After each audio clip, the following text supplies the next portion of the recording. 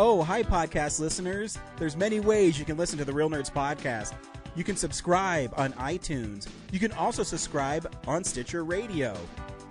You want to send us a Twitter message? You can do that. It's so easy, at Real Nerds. Like us on Facebook, Real Nerds Podcast. You can visit our website, realnerdspodcast.com, where there'll be a lot of articles for you to not only read, but to listen to our previous shows. Do you like your stories told through pictures? Then you can also follow us at Real Nerds on Instagram. You can also call us, 720-6nerds5. Thanks for listening and enjoy the show. Camera, action! Well, a real nerd knows who shot, and a real nerd can follow the plot, and a real nerd Doesn't talk film. I'm sorry. Take it outside.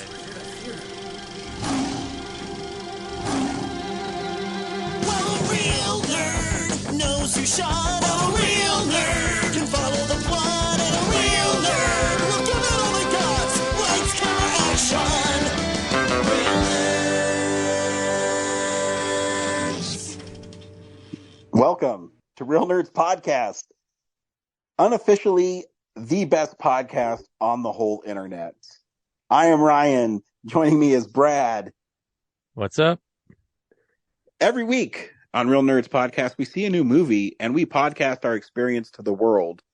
This week, we saw Knock at the Cabin. Stay tuned where we'll recommend the film or not, play the trailer, then spoil the film. And we'll also talk about, not movie news, but something that really grinds my gears. And stuff we've watched this week that I think you'll either find interesting or we'll tell you to avoid. Brad, how was your week this week? Oh, we're just working and trying to get some stuff off the ground. I've been writing more of the script for the documentary we teased a couple weeks ago. Oh, we don't have a script for a documentary. What are you talking about? Well, I mean, So- not the script, like, Oh, just the voiceover stuff. I got it. yeah, and the directions of like, okay, like this scene cuts to this, put this footage from the, in when Henry's saying this type stuff. Yeah. Cause That's good because this is 100% real. exactly. So what people want to know is it's like you're a fly on the wall into the inner workings of the Real Nerds Podcast, which is pretty epic. I'm just going to say. Oh yeah. Like scholars are going to be analyzing, the fallout of all this, for years to come. Pretty much. It's really going to change pop culture forever. Totally. Landscape is never going to be the same. Mm-hmm. And I'm just glad I was a part of it. I mean, I've seen the rough cut. It's about 17 hours. So we got to whittle 15 hours out of it, but that's your job, not mine. Yeah. And eventually, I think we'll have like the first sequel to a documentary ever made, but like 14 times. Yes. It'll be great. Yeah. It'll be so self-masturbatory that Yeah. everybody will get off watching it. We'll also only release them every decade. So 15 decades from now, you'll get the complete experience. In 150 years. Yeah. It's funny. I'm not going to mention what we've been watching because I'm going to talk about something else. But today is the 30th anniversary of National Lampoon's Loaded Weapon 1, one of my all-time favorite spoof movies. So I was like, you know what? I'm going to show this to Kellen, and I bet he'll have fun watching it. And he did, and he laughed because there's lots of silly things. But do you ever watch a movie that you've seen, 10, 15, 20 times, and you catch something new, and you're kind of embarrassed that you've never caught it before? Oh yeah. So, Like even so Ninja Turtles. Yeah. oh yeah, that's why I think why you like certain movies. You know what I mean? So in this film, it stars Emilio Estevez and Samuel L. Jackson, and it's basically a spoof on Lethal Weapon and cop movies and like TV commercials from the 90s. And there's this part at the end where Colt, who is Emilio Estevez's character, goes into this cookie factory, and he's saved by Samuel L. Jackson, and he says, Luger, you came. He just says, that's personal. Like, he's talking about ejaculating. And just the way it came across, I'm like, oh, I cannot believe I never caught that before. And of course, you pointed out to your son too. You're like, oh yeah, I'm Tony's like, so when it's cum, dude, he's 8, he can handle it. But yeah, no, I just had so much fun because I caught that today, and I caught another thing at the beginning. Have you ever seen the movie? I think I have, but it's definitely been a while. It's so dumb. But there's this part where Emilio Estevez's character goes into this, like, basically quickie mart, and there's a couple Middle Eastern gentlemen there, and there's this guy in the middle. And so one of the guys says something, and I think it's Farsi, but I'm not 100% sure. But anyways, he says it, and Emilio Estevez says, "What the hell was that?" And the guy in the middle starts, I'd never caught this before, but he says what he said, the other gentleman said, and he's wearing a button that says translator. I missed that before. And there's a funny joke that one of the guys says, says, "What flavor squishy do you have?" And one of the Middle Eastern guys says kiwi cherry. So and then the translator says kiwi cherry. And the husband goes, yuck. It's so awesome and so stupid. I love it. Anyways, yeah, that's all I got nothing to. All I do is work. I said that last week too, and nothing's changed in 7 days, 2 hours. Yeah, just what I do. Nothing Yeah, cool. I am going to Disneyland tomorrow though, so I was gonna say, yeah, you got an exciting trip coming up. Yep, that I leave for in 5 hours. It's the Orlando one, right? No, I'm going to California. Oh, does California have the Tron ride? No, that's in That's Orlando. Orlando.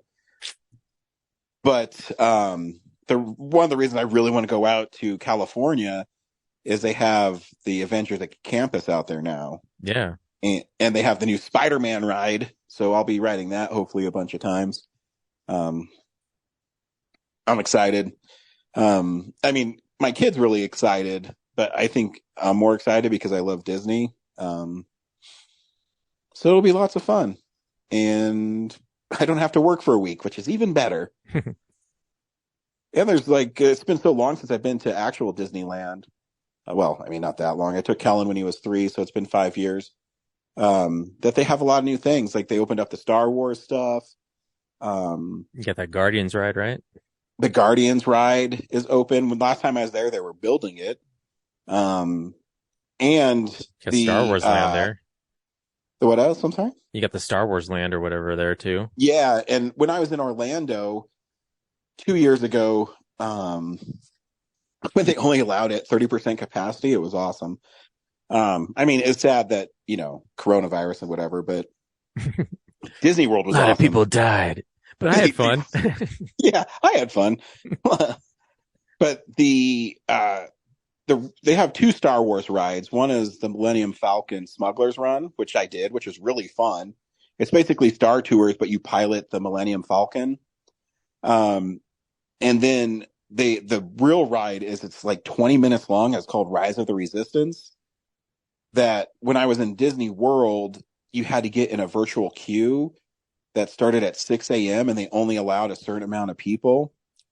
So it was at the Hollywood Studios, and I'll never forget because the virtual queue started at 6 a.m. Well, Kellen and I were at Epcot until 11 at night, and then I ordered DoorDash Buffalo Wild Wings, so we didn't go to bed till like 12:30. So I set my alarm for 5:55. And so I woke up before my alarm went off, and I clicked on my phone, and then I went into the Disney World app, and then I drifted off. And then I woke up, that one where you're like, it was 6:02. And I logged in, and they were sold out of the boarding passes. I'm like, I'm a fucking failure. So I looked. There's no virtual queue in Disneyland.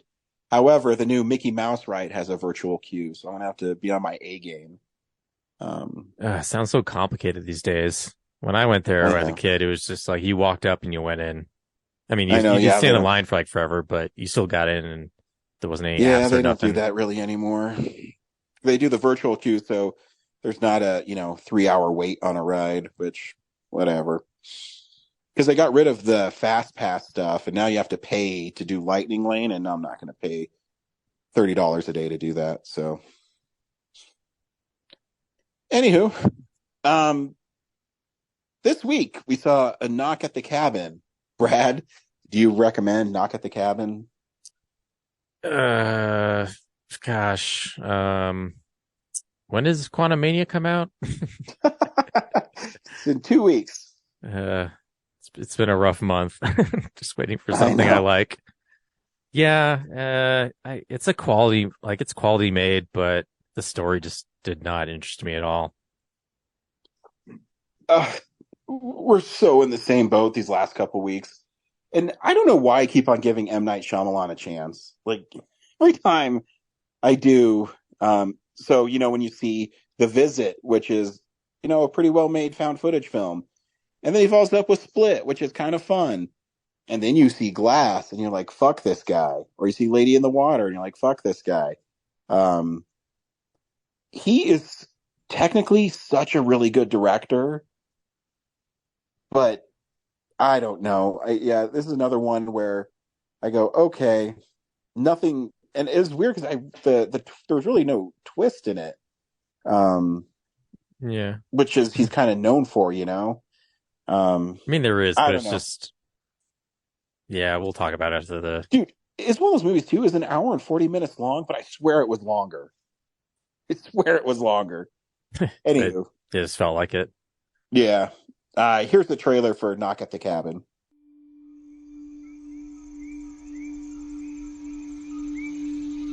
Hi there.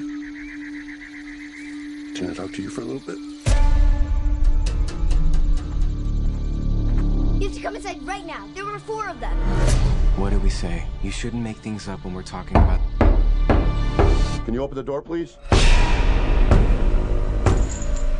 They're breaking in! I got you, baby.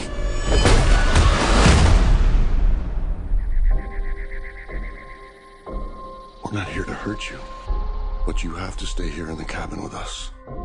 Families throughout history have been chosen to make this decision. Your family must choose to willingly sacrifice one of the 3 of you to prevent the apocalypse. We're not sacrificing anyone. For every no you give us, hundreds of thousands of people are going to die. It's really happening. Sweetheart, close your eyes. Will you make a choice? You have to somehow trust us. We're normal people just like you. It doesn't matter. None of us believe you. We will never choose anyone.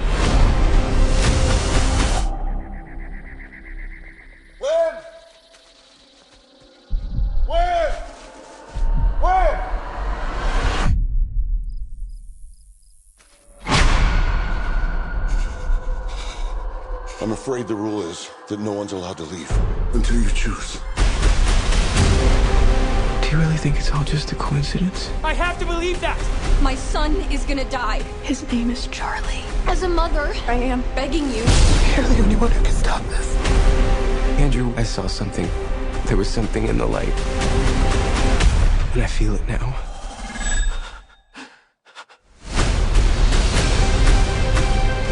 I'm taking my family and I'm leaving. If you fail to choose, the world will perish. We've been given the chance to decide the fate of everyone. Time's running out on the world. I'm scared. There is nothing more flawed and perfect in this world than our family. Please make a choice. Always together. Always together. I will ask for the last time. Will you make a choice?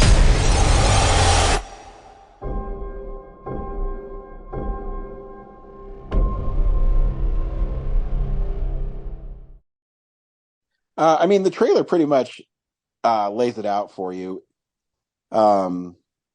There's this couple that are on vacation. With their daughter. I guess it's their cabin. In rural Pennsylvania. Do all of M. Night Shyamalan movies happen in Pennsylvania? I think they do. Anyways, they're Unbreakable in Pennsylvania. I think so, right? That was like Boston or something. Well, maybe. I can't remember. I thought it was in Philadelphia. Oh yeah, it is. So yeah, I guess that's Pennsylvania. I guess that's his thing. Anyways, this young girl named Wen is approached by Leonard, who is Dave Bautista, who's actually really good in the movie. Yeah, I thought all the acting was fantastic. Yeah. So he's with the Four Horsemen of the Complet. Like, yeah, I can't remember their names. I know one's Redmond and Sabrina and Adrian. Yeah, Adrian. Yes. I mean, I could just look stuff up on IMDb, but I really want to be proud of myself. But basically, Eric and Andrew are the couple, by the way. Yeah, Eric and Andrew. I can remember those guys. Leonard is catching grasshoppers with the daughter. The daughter takes him back to the her cabin, where he explains that they have to pick someone in their family to sacrifice to prevent a bunch of natural disasters or things like that from happening in the world. Which, obviously, if someone came to me and said that, I'd tell them to go fuck themselves. Which basically Andrew and Eric do. And then there's this, I feel like then they kill Ron Weasley to prove that they're serious. And release Eric the plague. And Andrew still budging. Am I forgetting something? I feel like I'm skipping over stuff. No, the movie's very simple. Like the trailer, they show up, they say, hey, this is the situation you're in. Choose one of the three of you to die. And if you don't, the rest of the world is going to die. And then out of nowhere, they're like, oh, by the way, we're going to kill ourselves one by one and release plagues if you don't do it, thereby furthering. There we go. That's the part I was missing. Pushing them closer to doomsday. Like, okay, so you're trying to stop it, but you're also helping it continue. All right. Yeah, exactly. That's like, and then you're just sitting there frustrated as they just go back and forth, debating, like, is this real or is it not? Like, what's the evidence and how you can explain away the evidence? And then because one part is really stupid where they said, like, they pre-planned that they knew this newscast was going to happen. I don't know. Or, they explain that, you could have produced the newscast yourself and like pumped it into the cabin and to make us think it's real. So like the whole time I'm just sitting there watching it going like, say this and it'll clear everything up. Say this and it'll clear everything up. And they don't do it. And it tiptoes around those things so it can make it more suspenseful. And it's just frustrating to watch. Cause you can easily debunk all this stuff if you just like say this one thing to them. Or at least put them on the path towards like explaining it away. And then the twist is it's all real. It's actually, the apocalypse is happening. Yeah. And they are the Four Horsemen or something. Yeah. Like I suspected going in, I was like, oh, this is right on the nose. There are the Four Horsemen releasing the plagues. Yeah. The only cool part, I guess, is really just how Shyamalan presents it. Like there's some cool camera moves and it's which he's always really great at. Like technically, I think he's really cool. Yeah, there's like this pan between two of the characters, and like it goes through the window, and you can't like it's framed, so you like see something. Like it definitely creates a sense of suspense, but yeah, it's so unsatisfying when you're like, oh, okay, the apocalypse is real, and they do have to choose. And I think halfway through the movie, I'm like, okay, one of them's going to sacrifice himself. Duh. Okay. Yeah. And that, I don't know if we're just trained like that because we see so many movies, that it's hard to be surprised. even if I'm not surprised, I want to enjoy the ride, and I don't feel like I enjoyed the ride. Because it's back to the Shyamalan like dumb dialogue and dumb characters, and and it's always covered in this blanket of, like you said, like cool camera movements. I think the production design is really cool. And all the actors are great. You know, Dave Bautista is really good in it. It's kind of cool seeing him continue to be a really great actor. But then the characters just do dumb things, like when they lock him in the bathroom and then you hear him break the window and he goes in to check, like, why are you going? Like, you could just go outside and see if he's running away. But no, I know. They go back into the bathroom. He shoots into the shower curtain to see if he's there. It's just like, why don't you take a few more shots into the tub? Like, yeah. But no, he just inches closer so he can get grabbed and pulled in and gets the gun taken away from him. Just this fake suspense that's built up. And then why does M. Night Shyamalan always have to have a role in his movies? Come on, bro. Yeah. But then, like Infinity Pool last week, at the end, I was just like, I don't know what I was supposed to get out of this situation other than, like, yeah, it's nice that, like a homosexual couple's love is what saves the world, but okay. That's beautiful, I guess, but was that really worth the whole movie? Like, what was this supposed to prove? Yeah. I'll just quote Nick Allen from RogerEbert.com, and he got it right. He says that it has a rich and earthy cinematography, and Bautista's performance is disarming, but the film suffers from that it's frustrating and self-serious, which is exactly how I would describe M. Night Shyamalan. All his movies, because people always talk about Signs and stuff. I mean, James and I debate on this all the time. I think Signs is not a good movie. And then The Village. And I mean, he makes movies look cool, and I like his ideas, but I think his execution sometimes is really lacking. Yeah. We should clarify, like, it's based on someone else's short story. Yeah. So it's either directly from that or he adapted it a little bit. But it's not a wholly original. So it's actually a novel called The Cabin at the End of the World by Paul Trombley. And it takes place in Massachusetts. Okay. Not Pennsylvania. I just clicked on Wikipedia to see. Yeah. But yeah, it's one of those things where I'm like, I'm wondering if the book is more surreal and metaphorical, and then Knock at the Cabin just turns into this literal thing. I do know that they changed the ending of it. And from what I was reading on Variety, the movie's ending is not as shocking or as good. So maybe I'll pick up a novel. Just kidding. So yeah. I really got nothing else on it because that's what it is. Actually, I think I will say the most interesting part of the movie is when they are down to like the two of them and all the horsemen have off themselves, and they have to decide, like, I forget which one's Andrew, which one's was it Steve? Eric? Yeah. But yeah, like the one says, like, with everything they put us through, like, why should we help the world, Yeah. I felt like was a pretty good point.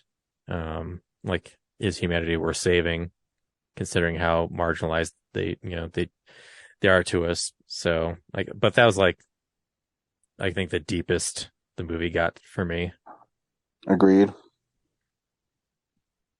Yeah, just another movie that it's definitely, I feel that there's movies that have come out in the last couple of months that are fun but ultimately shallow.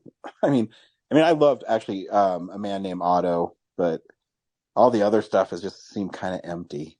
Mm-hmm. Or is it really deep and we're the empty ones who don't understand it? I don't know.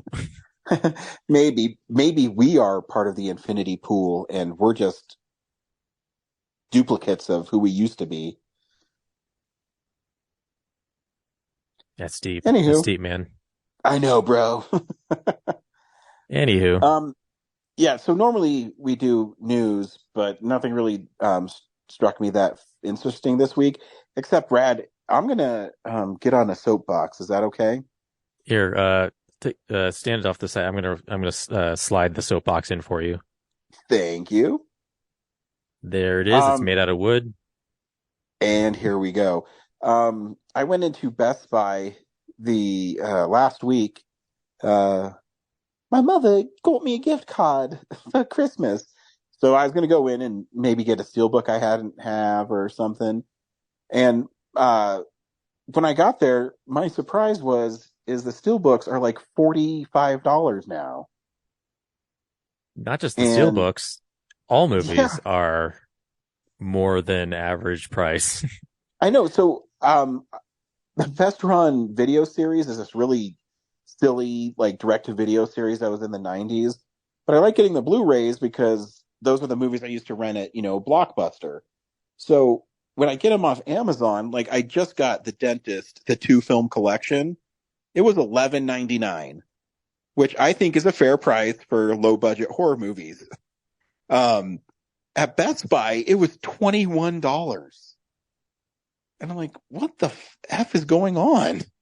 Which is a pretty standard price for a Blu-ray new release, but considering... But now when everywhere else it's $11. Exactly. This is a company called Best Buy. It was started because they advertised you would get the Best Buy at their store versus anywhere else. And instead, they've decided to, like, on purpose, make it the worst buy. I know. I just don't get it. Like, I understand that things are more expensive now, but I mean, it is remarkably much more expensive there. Like, noticeably. It's more than the MSRP. I know. And I just don't get it. And now I'm really hesitant because Black Panther Wakanda Forever comes out this week, and there's 2 steelbooks. Mm-hmm. And I don't know which one will look better in person, because I really actually don't like either of them that much. But you know what I mean? Like, I don't know which one to get, and I don't want to spend $40 on one that I'm not going to like because it's just going to show up at my house. I did some digging, and some YouTuber said that this is all part of the, like, there's no reward zone anymore, but there's like a Geek Squad Plus thing they're doing. God, what's it called? Total Care. Where you have to pay like $100 a year. Yeah, so they're doing like their own Prime, where you pay extra, and then like you'll get a discount with that subscription on those. So they're just inflating the prices so they can bring it back down to regular price and like make that seem like a value to your Total Care subscription, and it's ridiculous. That's stupid. And it's even dumber to do it because like the Total Care covers things like warranties and repairs for, other items. And those aren't things that apply to Blu-rays and DVDs that much, Yeah. Like they always offer a warranty on like, do you want a warranty for your DVD? I'm like, I'll just buy another one. I don't care. Yeah. I'm the same way. Because you and I used to work at GameStop, and we know how much of a racket the warranty is. Yeah. Like if it breaks, it's going to be like 10 years down the road, and like you won't be honoring this anyway. So yeah, it's ridiculous. Like it shouldn't apply, but yeah, they're trying to incentivize the Total Care subscription by inflating and also because they want to get rid of Blu-rays anyway, because they don't want them in the store taking up space. Like they've been trying to sabotage their, yeah. I mean, have you been to a Target lately? Holy cow. Like there's just less stuff. Yeah. Oh yeah. I mean, the one at Denver West, I think there's one row of Blu-rays. Yeah. But the part that sucks is like they have the exclusive Steelbook stuff, right? And that's pretty much the only thing I really buy. Yeah. That's the only thing I get at there. Best Buy. So luckily, like I bought the Black Panther, the Namor one, before this happened. So I'm in the clear, but yeah, if you like, I have this watch list of things I want to get, but I'm waiting for them to be on sale. And yeah, I tune in and they're like double the price of when I added them. It's insane. Yeah, it sucks. Like the Uncharted Steelbook, which was already expensive when it came out, is price dropped to $42 from $55. Like, oh, well, bro, you get that necklace with it. Yeah, it's crazy. I know I totally usually get Steelbooks. That's the one movie I did not get a Steelbook because I'm like, I'm not spending $50 on a Steelbook. Yeah, but now I'm questioning whether I want to bother with Steelbooks there anymore. Because Amazon does have some of them, so I could just go through them and they have the normal price. But the only thing I have to worry about is the shipping. But it's like, what's the incentive to be getting these at Best Buy? I don't think there is none. Like, I think I might not even bother with their Steelbook exclusives if they're going to be like $40 every time.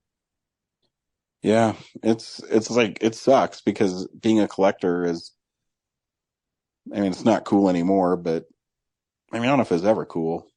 Were we ever cool? Probably not. I mean, it wasn't a cool thing, but like in general, but yeah, it's like, it's already hard enough to collect them, and now it's just even harder. Yeah. But it was making a comeback because people finally realized, like, hey, streaming will take my stuff away from me on a whim, so I should be collecting. And that's probably why they jacked them up in two. They're like, oh, well, people now want these. I mean, it's not that different, I guess, like when VHS came out, like the first ones were like $100. I just don't know why they're bothering putting out more Steelbooks at Best Buy and, making that a selling point when they're just also trying to make it harder for you to get them. I know. Yeah, it seems duplicitous. I know. I remember, trying to get that Who Framed Roger Rabbit that you found for me, how long it took me to get that. And, like, I understand, like, hey, we're jacking up the price, but we're also not doing exclusives anymore. They're like, okay, because so you're really just trying to not sell these in the store. Like, maybe you're just doing it because you have a contract, you have to complete doing it, but you're trying to phase it out. But for them to like still like, hey, we have exclusive Steelbook, come buy from us, and then also jack up the price, it's just like, I don't know what you're trying to make me do. Yeah. but people want them because I remember when Spider-Man No Way Home, sold out so quickly on the Steelbooks. When I went to check at the stores, there was literally 10 people waiting to get in to see if they had Steelbooks of it. Yeah. That's the thing is, like, they're popular and they sell really well. So why are you trying to phase them out? Yeah, I don't know. Because people hate us. I think it's a direct slight on us. They hate us because they ain't us. That couldn't have said it any better. This is what we've been watching. So, this is the stuff we've been watching. Brad, what'd you watch this week? I watched Paprika, which is an anime. Oh, come back, Ryan. Cool. And I brought Corinne on to talk about it with me. Just kidding. That's I had it up and I clicked away. It's a 2006 movie from the director of Perfect Blue. Okay. And the best way I can describe it is it's like, I don't know, a more surreal Inception. Huh. There's this device called the Mini DC, and the scientists around it lose it. It gets stolen by a disgruntled employee, I guess. And what it does is it allows you to travel into people's dreams. And, like Freddy? Yeah, pretty much. But the problem is, it's, I guess, malfunctioned, and it's allowing, like, you don't have to be jacked in to do it. People who have used it can just automatically slip into, I guess, the world of the device. So they end up traveling into each other's realities. And then eventually it gets so bad that the stuff in the dreams leak out into the real world. And so, like, yeah, much like the Matrix, like you have an alternate persona. like that alternate persona becomes another thing that like stands right beside you. So basically they try to like track down who's got the device and why and what they're actually planning to unleash. It's gorgeously animated, and it's a little hard to follow because the premise is, what's real and what's not at times. I thought it was pretty interesting, but yeah, it was a little hard to follow. So Interesting. That's what I watched. I watched Bodies, Bodies, Bodies. Oh, finally. Yeah. And I've been wondering what your take is on this one. It's a fun movie. But you didn't like the characters? Are you supposed to like them? I think you're supposed to hate them all, right? That's what I did. I think it's on purpose that you're supposed to hate them all because they're all rich. They're all like spoiled Gen Zs, I guess is what they're called. And, the premise is there's like this murder mystery going on.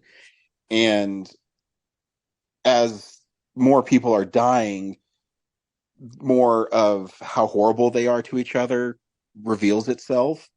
Because there's that one scene towards the end, spoilers, where the 2, 3, 4 girls are fighting, and they all say, like, I can't remember what they're saying because I'm not in that crowd at all, but they would say stuff that I would expect those kids to say. You know what I mean?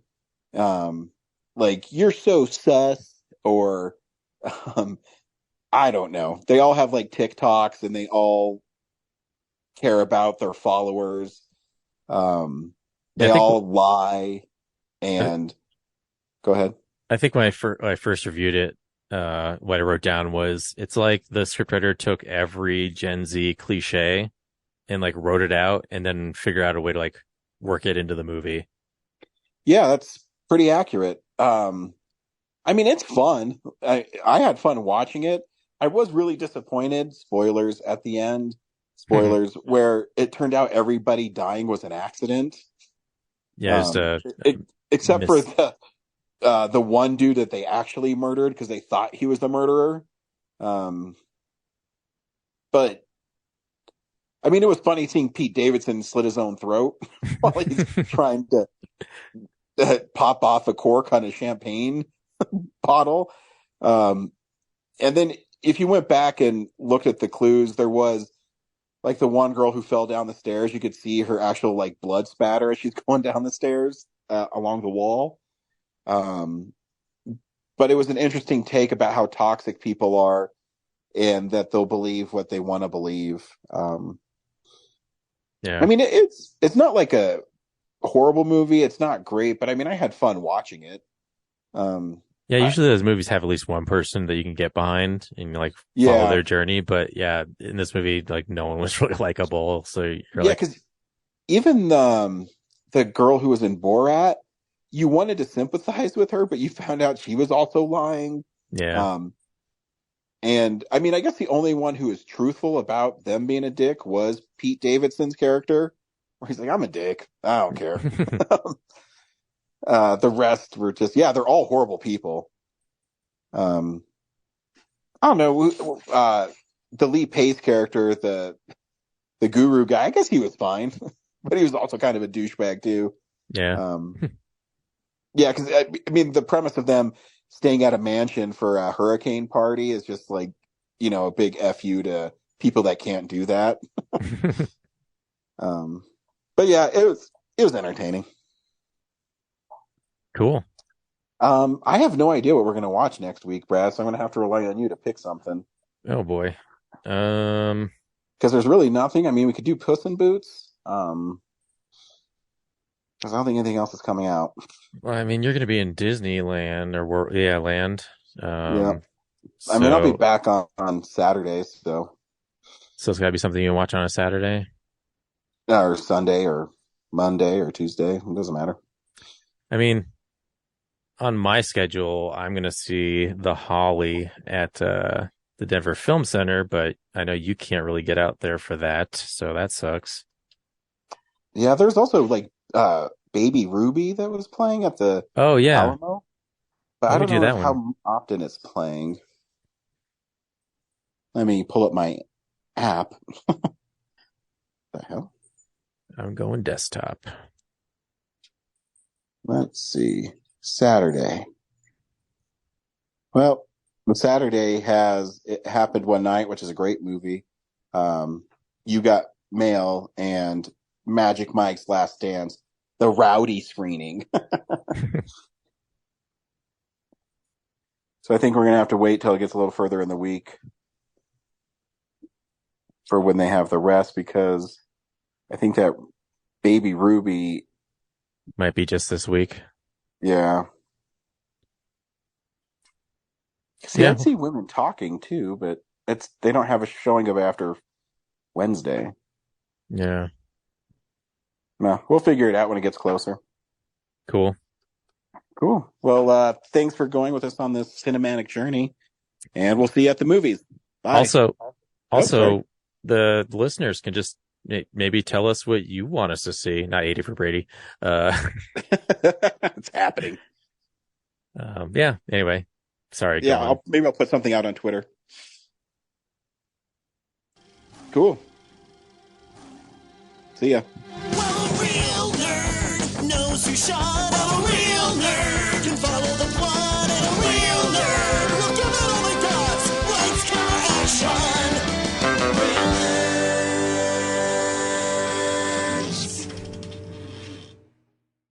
Thanks for listening to Real Nerds Podcast, a Nebulous Visions production.